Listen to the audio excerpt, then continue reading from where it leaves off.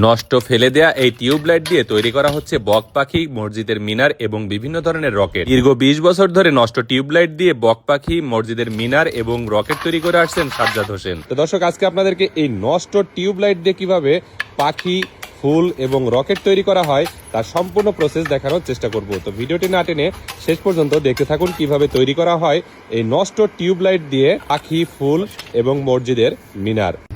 এই বাদদা টিউবলাইট ভেঙে আমি এইগুলো দিয়ে কাঁচের মিনার বানাবো, মসজিদের শোপিস বানাবো, ফুলদানি বানাবো, কাঁচের বক পাখি, এইগুলো আমরা করবো। একটা বড় রাজহাঁস পাখি বানাবো।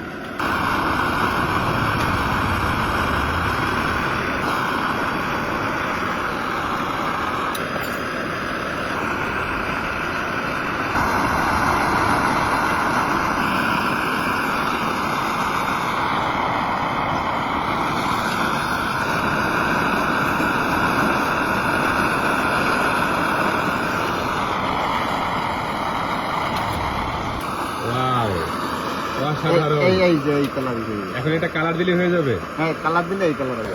এবার কি মিনার হবে কাকা? একটা মিনার হবে মসজিদের মিনার। জি।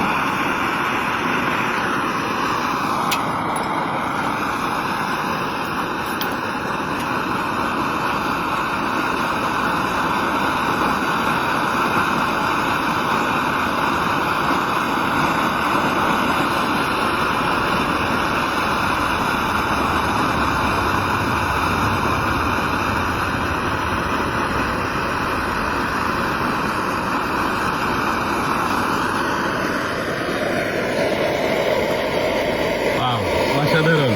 এ কি মসজিদের মিনার কাকা? হ্যাঁ, এটা ছোট গম্বুজ, মসজিদের উপরে যেটা থাকে সেটা। আচ্ছা, তাহলে একটা সুন্দর করে শোপিস বানাই দেন। আচ্ছা।